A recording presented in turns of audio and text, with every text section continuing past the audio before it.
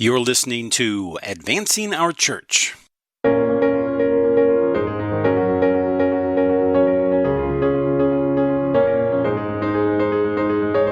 Welcome to Advancing Our Church, a Changing Our World podcast about Catholic stewardship, leadership, and advancement. I'm Jim Friend. I hope you're having a terrific week. We have a fantastic show for you today. I brought together another fantastic team of fundraising consultants, and this time we're going to talk about Parish Capital Campaigns. It's going to be a fun conversation. But first, today I bring you a news segment that we're calling Catholic News That's Changing Our World.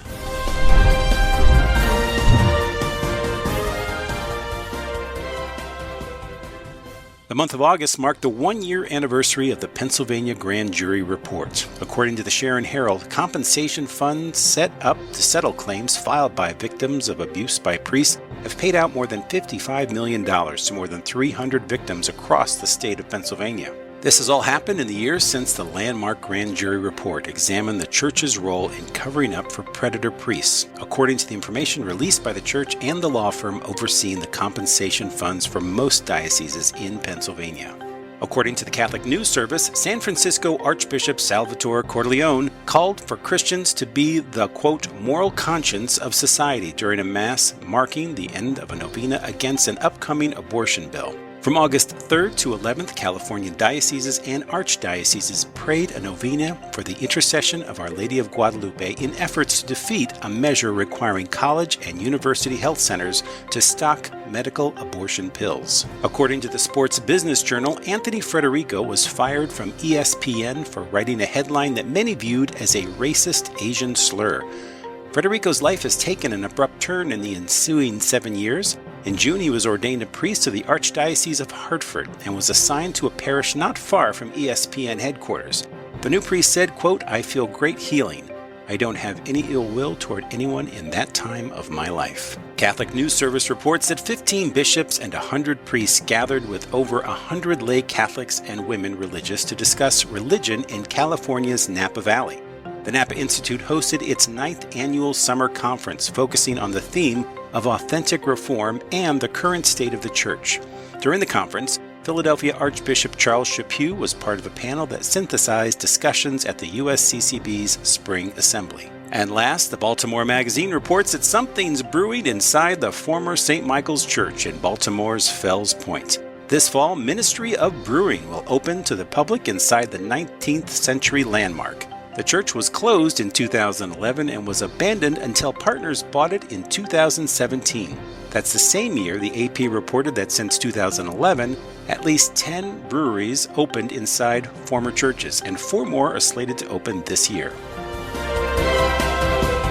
Well, that's the Catholic news that is changing our world. Let me know if you found this segment helpful. Now, let's get to work.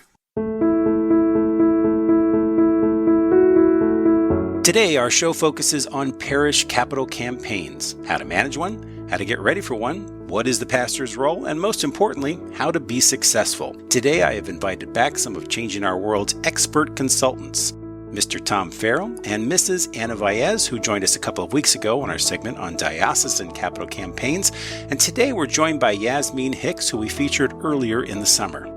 All of these wonderful professionals bring tremendous parish campaign experience. This discussion was pre-recorded in June when our staff was together for our retreat in New York. And now, without further ado, here's our conversation on parish capital campaigns.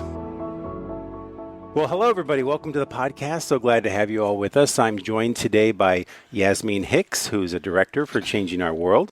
And I'm also joined by Anna Valles, who's a senior director for Changing Our World, and with Tom Farrell, who's a senior managing director of Changing Our World. And I'm a managing director for Changing Our World, so I think we have all the ranks represented here today. Definitely. Yasmin Hicks, you're a director for Changing Our World. Tell us a little bit about your background. Sure. So I've been with Changing Our World for about 3 years now. I'm starting as an intern, actually. and becoming more of a sponge for the company, learning about all of our different industries, avenues, clients. I then became an associate director and more recently a director. But in my time here at Changing Our World, I've had the great pleasure and honor to work with so many of our faith-based clients that are close to a lot of our hearts. So I'm really excited to be a part of this podcast today. I'm so glad to have you here. Thank you. Thank you. Anna, you've been on our podcast before, but just remind our folks about all your wonderful experience as a senior director in our firm. Yes, I've had the pleasure of working across the country, California, St. Louis, Dallas, and now Green Bay. And I live in Carlsbad, California. I think I've been with the company almost 7 years. Yes. And just had some great experiences. And I think just working with different communities, different like Vietnamese communities in Dallas, the Latino communities in Los Angeles and Northern California, and even Latino communities in St. Louis and Green Bay has been really great for me to be able to share, I think, my enthusiasm, not just for the work, but also I am Catholic and I think I believe in Catholic education as well. And just being able to share that love with others, I think has been great for me. Beautiful. Excellent. Thanks, Anna. Tom Farrell, you're a senior managing director with Changing Our World. Tell us a little bit about your background. Sure, Jim. You and I have known each other over 20 years. We have. We worked for competing consulting firms, and I used to run into Jim in the vestibule of many different rectories across the country. It's true. And so I've been at this 35 years in Catholic philanthropy, mostly with parishes and dioceses and some other institutions. I joined Changing Our World at the end of 2010. I had my own firm for 10 years, Trinity Consultants, that did a lot of Catholic parish work nationally. So I've been with Changing Our World now going on 9 years. I spent a lot of time in the parishes and with the diocese, so my work really hasn't changed. I'm doing the same thing that I love and enjoy, and a lot of travel involved because we're working in many different areas from just about every time zone, it seems like. And a lot of challenges out there today that we're trying to fix and help. We're all Catholic. We love the church, and we want to see it move forward. Excellent, Tom. And it is, by the way, great to be on the same team with you. We're going to have a conversation today about parish campaigns, some of the different dynamics of conducting a feasibility study, conducting a parish campaign, and I think this podcast is for anybody who's really thinking about doing a campaign and what goes into that. And as you consider all the different ramifications and ideas that go into that, some of the planning, hopefully you'll get a little bit out of this conversation. I've assembled here a panel of experts to talk about campaigns, and we're excited to kind of get your feedback on all of this. So let's start with the very beginning process of what should a parish be thinking about now if they're contemplating a future capital campaign? Anybody want to start? Sure. I guess I'll dive right in, but I think, the needs, making sure that you have a pretty nice targeted list. One of the major concerns that, supporters have, parishioners, when we do go to make the ask is, okay, what am I supporting? What are the needs for the campaign? So if you're thinking about a campaign, well, what do you need the funds for? It's definitely something to keep top of mind as you prepare for that sort of an engagement. Excellent. Anything you'd add to that, Anna? Yeah, I think timing is crucial. So you wouldn't want to start anything if you know that you've got a big carnival or you've got a big event coming up that's going to require lots of time and effort from potential committee members and the pastor. Or, for example, say the pastor has a vacation planned where he's going to be gone for 2 or 3 weeks. So timing is everything. You want to make sure that you've looked at the calendar and you've determined, okay, this is the best time to do this. And if a parish is going to do a major building program, certainly it's important to have architectural plans. Mm-hmm. There's a whole process they have to go through with the diocese to gain permission. They provide some oversight and advice along the way, and to continue to communicate to parishioners, what the process is going to be and the expectation and some of the things related to the project and the timeline. I've found that visuals are so important, and sometimes a campaign can be held up exactly as you say on having an architectural plan, having a floor plan. So pieces in place, surveys, architectural, engineering, whatever they are, so that you can really answer those questions when you move into the feasibility study, right? Absolutely. So does anybody want to give our listeners a description of what is a feasibility study? Because I've gone to parishes before, talked about it, and they'd say, well, we've already done a feasibility study. And I said, well, it's actually a different kind of feasibility study than you may be used to. There's several components to a feasibility study. There's personal interviews with those that represent the strongest contributors to the parish. There's generally a parish-wide survey, which can be done in pew and online so that everyone has an opportunity to lend a voice to the project. Essentially what we're trying to flush out is a reaction to the case and how to present the case during the campaign so it resonates well. To identify sources of major support. Are there folks there willing to make leadership and major gifts towards the success of the campaign?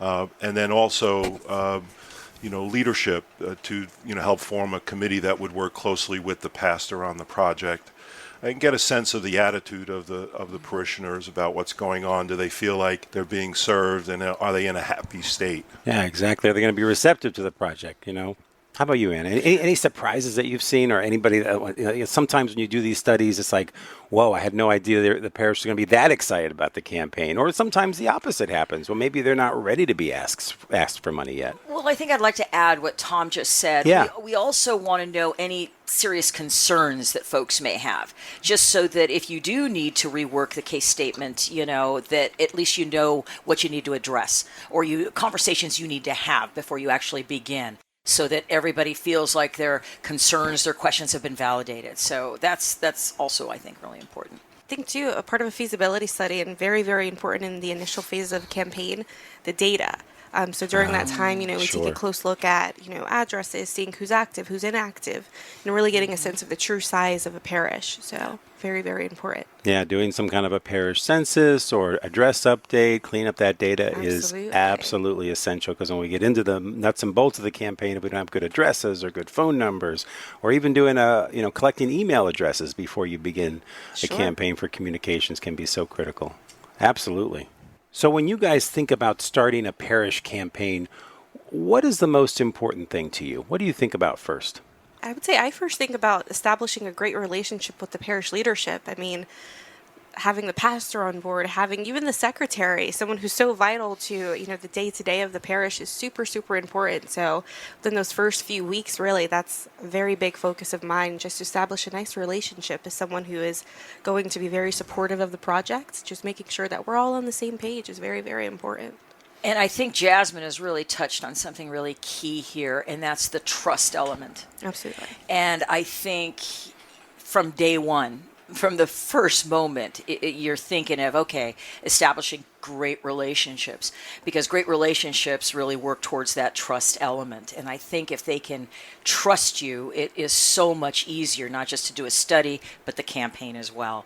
So, Yasmin, I can think, looking back to most of the campaigns that I've had, that a lot of those parish secretaries, business managers have become really good friends. Yeah. That's great? kind of the icing on the cake. And Tom would be probably very happy to hear that I got a phone call from someone in Redlands yesterday, because she has my cell phone number. She's got my email, my personal email. So she can reach out to me at any time and ask about how we're doing, and more importantly, I can answer questions about maybe an additional campaign that they're looking to do very soon. Some of the things that I would, want to have a comfort level is related to how engaged the pastor is going to be. Is Father or Monsignor going to be out there leading the way, asking for gifts, speaking at receptions, things of that nature? And then also trying to get a sense of what type of parish it is, if it's a very social parish, if it's active, and how they go about doing things and how they speak to one another. Absolutely. So along the same lines, what do you think is the most important thing to a pastor? When you pastors that are new to campaigns, ones that have not done one before, what do you think some of their concerns have been, or what are some of the concerns that you've heard them voice? I would say, the workload that's involved in running a big capital campaign. Sure. A lot of parishes we see today only have one priest, and enormous responsibility. Yeah. They work all week. They certainly work weekends. Yeah. So, fitting the campaign into their schedule with the other responsibilities that they have I think is key. And then as a consultant, providing as much support as possible, making the job easy for the pastor along the way with materials, even signing letters or reviewing scripts and things like that, and being conscious of the fact that the priest is busy, and not just kind of showing up at the last second there and saying, "Here, Father, this is for you." Right. You try to get standing meetings with the pastor and other people that are involved in the campaign too, so that it stays organized and people feel comfortable. Yeah, I've found pastors, and like anybody, they don't need surprises, right? So, part of our approach is always a plan, an outline, and letting them know what's coming down the pike and the calendar and everything out, so that they feel comfortable, I think, in their role. What were you going to say, Anna? No, I was going to say that I think the other thing that's really important as directors of a campaign is our demeanor. How we approach the projects, how we approach the study and the campaigns, and that if we're upbeat and enthusiastic, that's contagious, and I think the pastors, given what Tom just said, that they're so busy, weekends, weeks, I think that they need that extra oomph before they start a campaign. And if they see that in you, it's a little bit easier for them to kind of feel it too. Sure. I would also add, a concern that I've heard, priests want to be priestly, and when you start speaking about finances, especially those of their parishioners, that's a big concern. They don't want to step on any toes or mix their messaging. So just keeping that in mind, that it can be uncomfortable at times, and solicitation training is very important, and coaching them on how to make that ask and how to structure it and not step on toes, I think, is very, very important to address that concern that a lot of priests that I've worked with have had. So you bring up a great point, Yasmin. Helping a pastor be comfortable making the ask. What are some of the things that you guys have done to help him be comfortable in that role? Oh, we've done a lot of role playing with pastors. Yeah. A lot of times we'll make sure the pastor is with somebody like one of the chair people from the campaign, that could, support the pastor, present the need, or even make the ask, or vice versa, have the pastor make the request, or present the need. I think those are some things that are helpful, and practice. Sure. And just assuring the pastor that once he gets that first gift, and we try to tee him up on that first solicitation, that it goes well, and then he gains confidence from that and realizes this isn't so bad. Yeah. I'm sure. I would also say just the need, as Tom mentioned, just focusing, it's about the parish. It's not like you're asking for a mortgage payment or a car payment, but really just about the needs of the parish and ensuring that it's there for generations to come.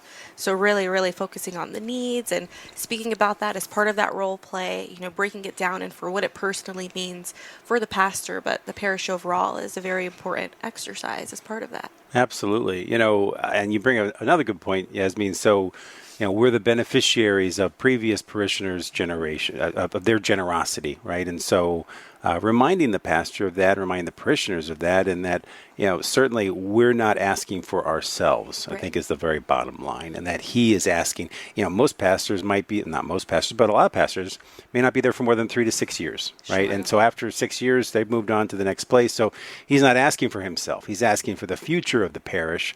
And so in that way, it's a real sacrifice on his part. It's for the betterment of his community as a leader. And I think it's always impressive to me when a pastor is willing to take on a campaign like that. He has the foresight and the vision, and he knows he's not personally going to benefit from this, but he knows he loves his community so much he wants them to flourish. I wanted to say one more thing, because I think what's really important for me is the cultural element.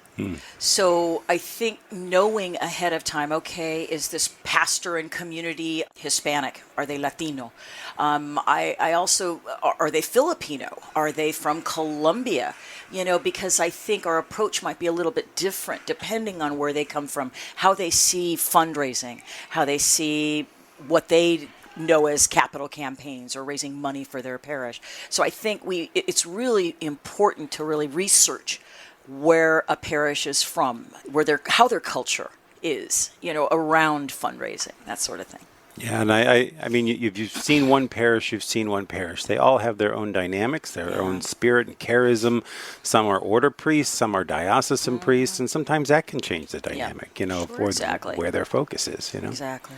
So another question might be, how have the dynamics of parish campaigns changed over the years? Anna, Tom, you guys have been doing this, a few years. myself included. What do you guys think? I know when I first started an awful long time ago, You don't have to say how many years, Tom. That's okay.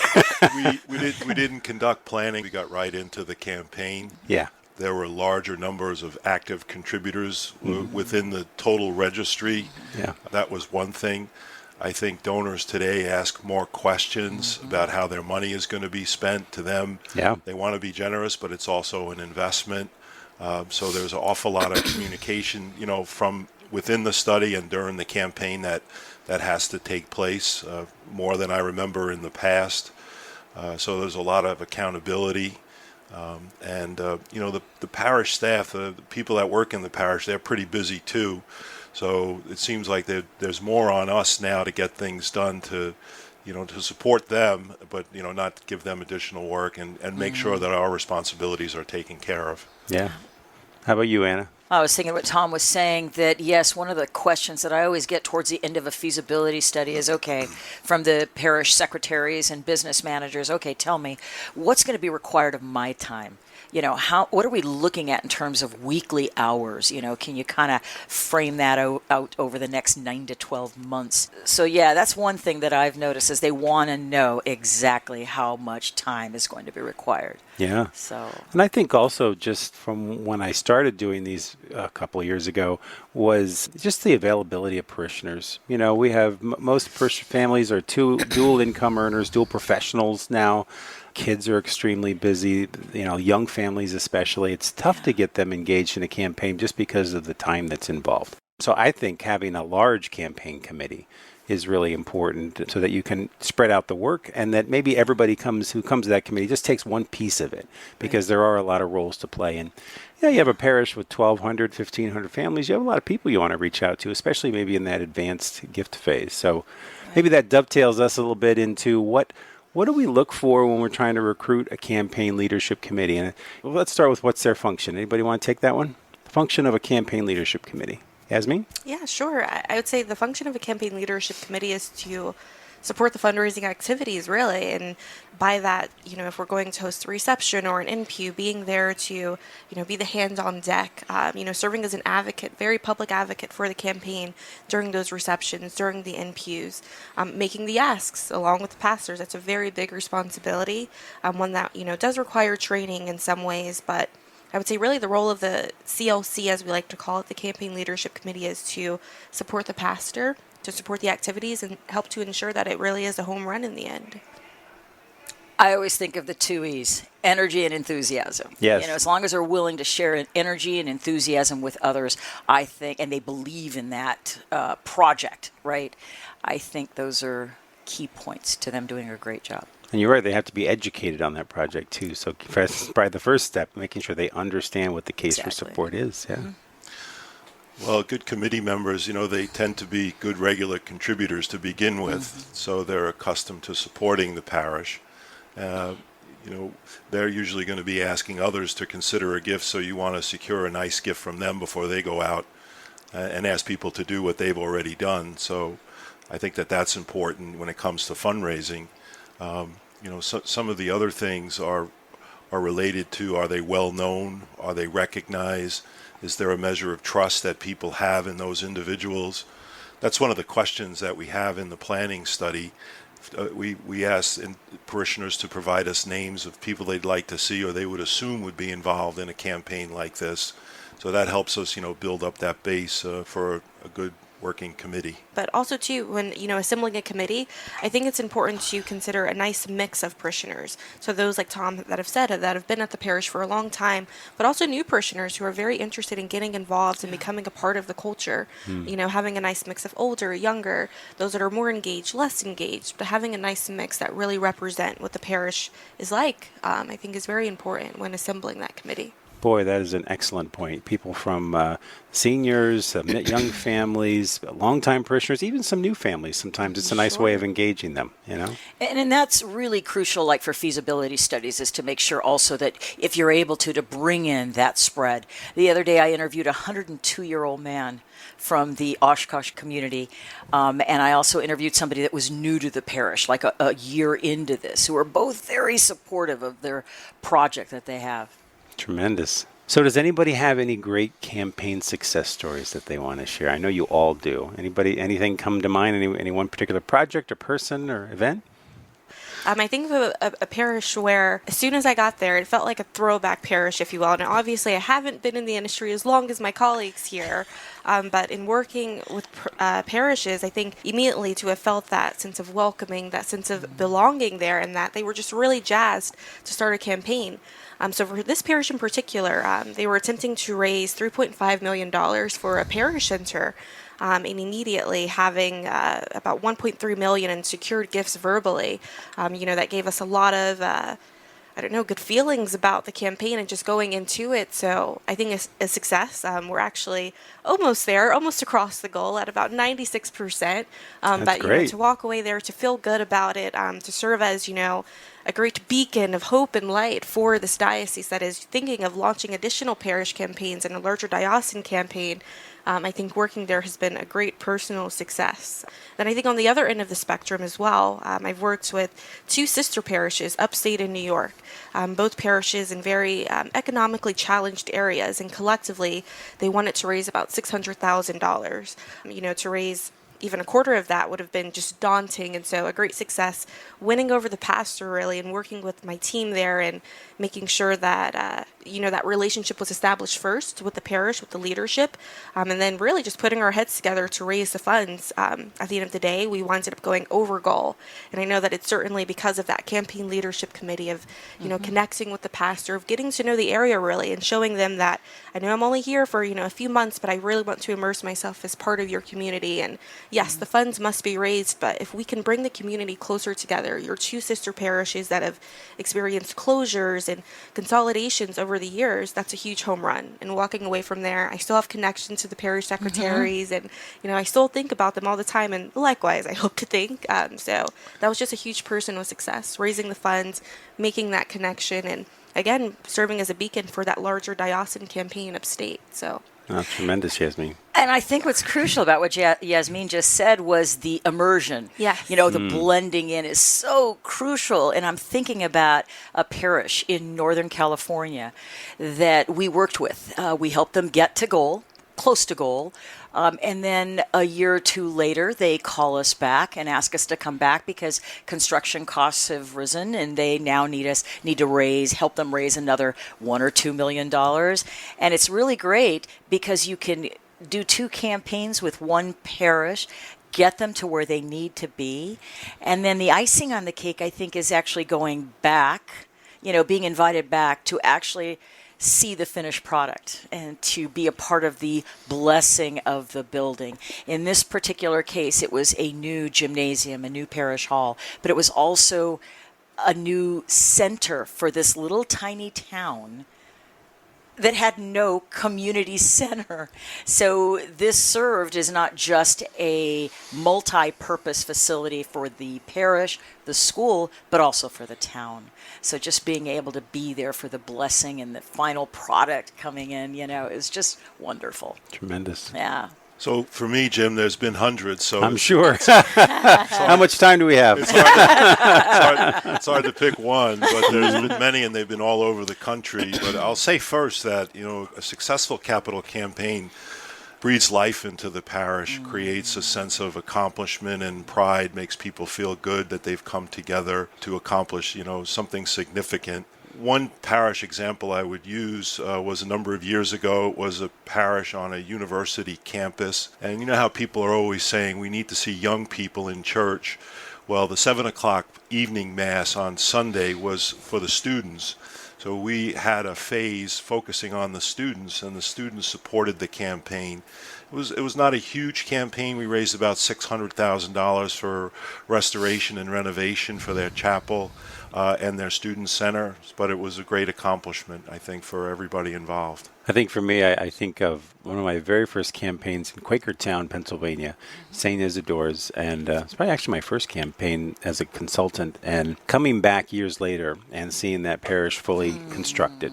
knowing how challenging that campaign was at the start. Just back then, just raising $1 million for a parish was a lot of money. Now I'm really dating myself. No, but I remember we did phone-a-thons, and we kept going back, and we kept going back, and then to see this beautiful parish.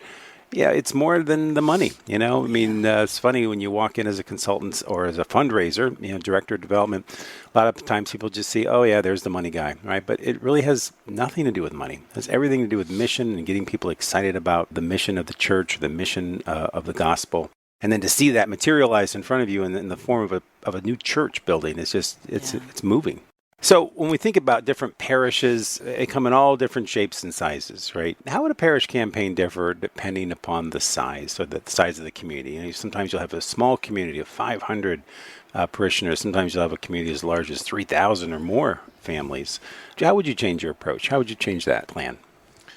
I think that's where the planning study helps a lot in determining, the process. If it's a small parish, it could be an affluent parish, in which case you're doing a lot of personal interviews and visits and gift requests. If it's a large parish, it may take a good number of events and longer time. And you get into the general phase, there might be several weekends for Commitment Sunday, more direct mail, more follow-up. We look at the data closely during the study phase to determine, how long is it going to take? Is it going to be a 4-month stretch, 6 months, 8 months? It varies. And, just because a parish is small doesn't mean it's going to take a short period of time. Right. Because completing those visits, those personal visits, scheduling them and then, securing the gift and doing the follow-up goes along with that, eats into the time that you're trying to, complete, get to the goal. Sure. I would say too, just behind the scenes as consultant, we have to scrub that data as we were speaking about earlier, making sure that it's clean and good to go. So with the larger parish, is making more time in the beginning phases for planning.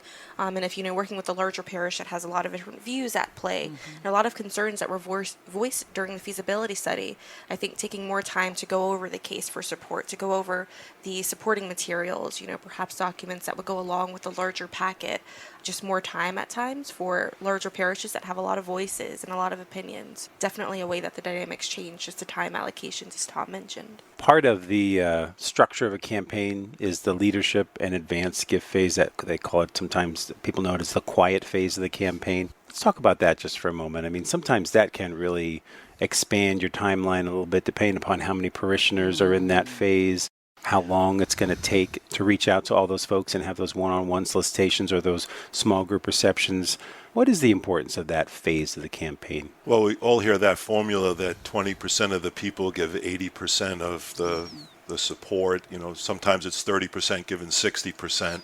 And that's where the focus is in those initial phases. And like we said earlier, it takes time to set that up and get to the folks and get the ask done. And with people's schedules, as we were talking about, husbands and wives both working, to support a household. What we're trying to accomplish is get half the goal, essentially, from a handful of parishioners to lay the foundation in that silent or quiet phase before going out to the rest of the registration to, seek their support, to give them a sense that there's a foundation, that there's just a matter of time before we get to the goal. There's a level of confidence that this is going to happen. People are wondering if, those that are the leaders, did they support this to the best of their ability? And so when they look at that and they see the momentum, they want to be a part of it, and they want to support the campaign and not be left out. So in a parish campaign, how do you get parishioners to take ownership of that campaign? That sometimes it could feel, if the pastor has done a lot of the planning, or it's been done by a very small sector of the parish, maybe just the finance committee.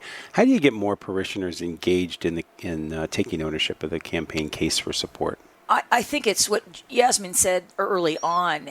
Having a great case statement. The needs are spelled out, and then I think also how your leaders, how committee members message that, amongst others in the community, and how the pastor messages that case statement, how engaged he is in the whole process, and the committees. I think that's really important to getting others engaged, in the whole process. I would say, communications too, I think, as part of the fundraising plan, a communications plan kind of shakes out as part of that. So ensuring that, bulletin updates are regular for the campaign once you're definitely in that public phase, and working with the pastor to craft letters, perhaps home, to parishioners to inform them and just keep them informed. I think ownership really does, come out of just feeling educated about the plan and informed, and just stressing participation as well overall. I think with the priests and making sure that they deliver that message, we really do want everyone to be a part of this is important. And I think part of gaining that ownership from all parishioners of all ages and tenures at the parish, if you will. Sure. I keep reverting back to the study as Yeah. part of the education process, and we see parishioners today, ask some very poignant questions. When they look at the goal, they want to know, are we going to borrow money? Is the diocese, what role do they play? Are they going to help us? How long is it going to take to build, from start to finish? Will we have to do a second campaign? From the study, we developed this Q&A, this question and answer sheet, and a lot of times it's about 25 questions that we've garnered and collected from the planning study. So we have those answers when we start talking to people during the campaign so that they are satisfied. And we try and get the leadership involved in that, answering the questions, not just the consultant. It's not our campaign, it's not our parish, it's theirs. And the same thing with the pastor to stand behind that case and say, this is something good and important. We need to do it together. And I also think I keep coming back to that element of trust. Because I think if they, and Tom raised that issue of the Q&A, yes, we begin putting that Q&A together once we've done the feasibility study, planning study. A lot of questions come out of that, but I think it's really important for folks to feel that their questions have been answered. You validated their concerns by answering their questions, and then that element of trust kind of just comes up from that because you've done that for them. And then I really do believe tying in the needs, how important that is, and making sure that they understand that the pastor has ownership of something as well. I think all these points are really crucial. I've also found that, Tom, picking up on something that you said earlier, that understanding the rules or the policies of the diocese are so critical. I've seen parish campaigns be put on hold because the parish didn't understand the process, the building process, the approval process, the spending policy on capital campaigns. So that's, I think, important. And as you get ready for a campaign, nobody, a lot of pastors don't want to do this, but it's good to pick up the phone and call the diocese and find out, hey, what are our policies around conducting a major campaign, doing a major building project, spending policies, just so that you don't get caught off guard down the road, because we know that, the diocese in most cases owns the property, owns the parish building, and they have to approve these things. And they have rules and policies to protect the parishes and to protect the pastors, and it's important for him to be familiar with those. Yeah, they keep lists of reputable companies, fundraising firms, architects, contractors that they've had good experiences with. So that's important. They do provide a lot, to the parishes when they undertake something major like this, like a campaign and a major building project. Yeah. And I think, if I look back on those parish campaigns, I also, and Tom mentioned this earlier, I think what's so great is when you leave a parish after you've completed commitment weekend and you're pretty close to goal or you've exceeded goal, I think the icing on the cake isn't just the fact that you've reached goal or exceeded it. It's that you've left that parish community closer to one another, that they're feeling great about their accomplishments. There's a sense of family almost, that they've been able to do this together, something that they didn't feel they could do. And we've all heard that in interviews. Oh, we're never going to do this, that the goal's too high and we're just never going to get there. And then to see them go through the months working with you and actually accomplishing what they set out to do. I mean, there's something that brings that community together and makes it a little bit more solid, I guess, is what I wanted to say. Absolutely. Well, guys, this has been a fantastic conversation. Why don't we go around the horn? Does anybody have any, let everybody talk for just a second, any closing thoughts or things that you want to mention on campaigns or feasibility studies in general? Well, they are changing. The church is changing. It depends what area of the country you're working in. Certain areas we're restoring buildings, other places we're putting up schools and building churches. So it's an ongoing thing, and I think something that's going to continue We just have to be, prepared and understand, what's going on with the clergy and their role and responsibility in something like this, and getting those volunteers that will help us lead the way. I think those are the two big challenges. Absolutely. Yasmin, how about you?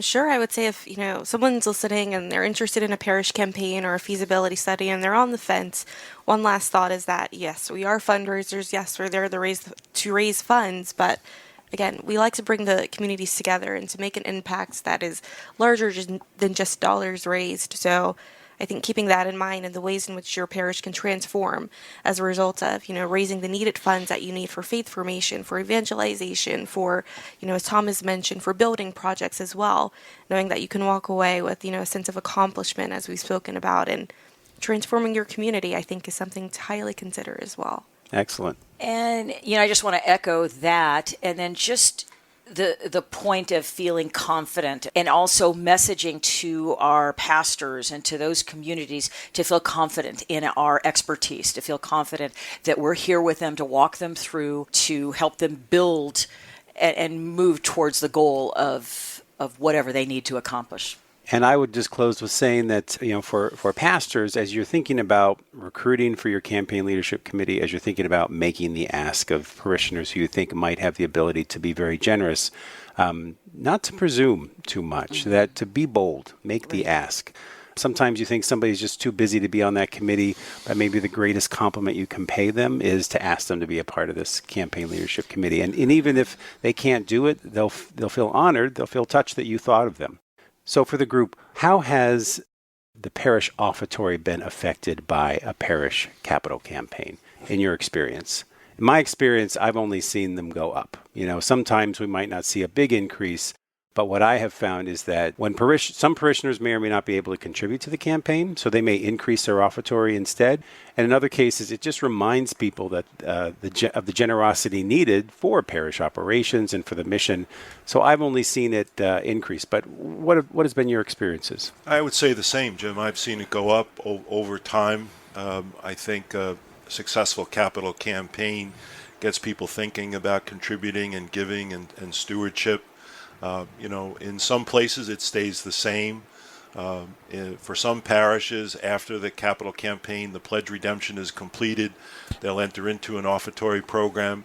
I think people kind of stay in the pattern of their regular contributions, and sometimes you have to break them and remind them about their annual support, how it's the lifeblood of the parish. It helps with operations, pays utilities, insurance, assessments, things like that.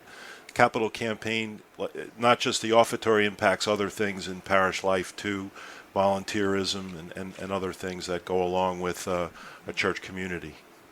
I agree. I think if I look back on the campaigns, that they've actually increased in offertory, that they've shared that with me. And I think that when we talk about communities, we were talking earlier about the cultural elements. I have found some communities that really didn't understand what stewardship meant. So if we look at that model that I like to stick by, the educate, engage, empower model, yes, in some parishes, you're really educating them on what stewardship really means. So if they're grasping it through the campaign and they're contributing to the campaign, it just makes sense. They're also going to be contributing a little bit more maybe to their offertory. So I have found definitely that is increased their offertory. Absolutely. I would say, too, to address a concern that may be looming for the listener, is my offertory going to go down? Because I am asking those who support this campaign at a level that is higher than what they would support, ordinary offertory. And I think just knowing that as part of that ask, we do say that your gift will be above and beyond what you give to the parish. And so I've had, parishioners say, well, I can't support because I don't want to affect the levels that I'm giving to the parish now. So I think knowing that is a part of the process as well, and in many cases the offertory will go up or stay the same, I think is a great comfort to a lot of parish leaders. And I think that's crucial because we were talking about the feasibility study. That's one of the questions that we ask is, would you support the campaign at a level above and beyond? So I think sticking to that and making sure that folks understand that when we are asking them to contribute to a campaign, that's exactly what we mean. We don't want them to take from one to give to the other. How have you guys woven in the theology or the spirituality or language of stewardship? We know that stewardship, the spirituality piece, is everything that we have as a gift from God. And as stewards, we're called to return a portion of that to our parish, to our communities, with increase How have you seen parishes adapt that theology to a parish campaign? Kind of depends if it's a stewardship parish. Sure. But oftentimes stewardship is a central theme. We talk about time, talent, and treasure, first fruits, and all that important stuff that goes with stewardship, implementing that while they might be supporting a capital project, the first emphasis is that they're giving to God, supporting their parish. And it's not just a building program or a program to enhance ministries, things like that.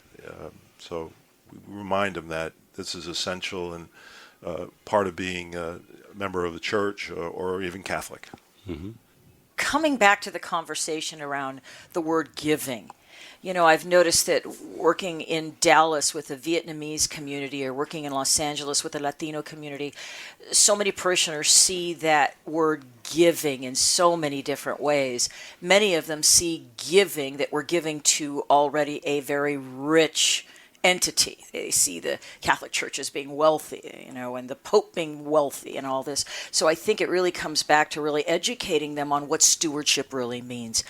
What words do they use? What words do they understand when they hear the word stewardship? So I think going back to really educating them on what it means to be a good steward of faith is so crucial to any effort, any campaign, feasibility study effort, to make sure that they're understanding what you want them to understand and what you know in the language that they feel comfortable speaking. And speaking of language, Anna, you lead our efforts with Latino communities. How does a Latino community campaign look a little different maybe than one of our others? I think it's really important, like I was just saying, to make sure that they understand, number one, what stewardship really means, and then having that great needs statement.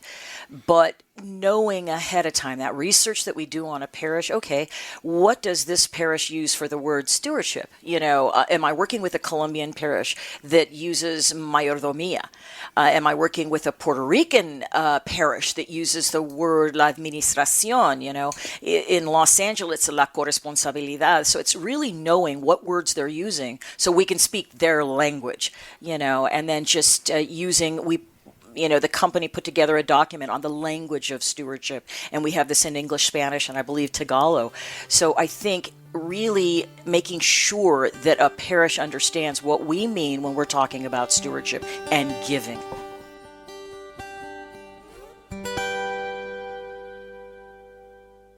I want to thank Tom, Anna, and Yasmin for being on our show this week. It was a great conversation, and I always enjoy being with these guys.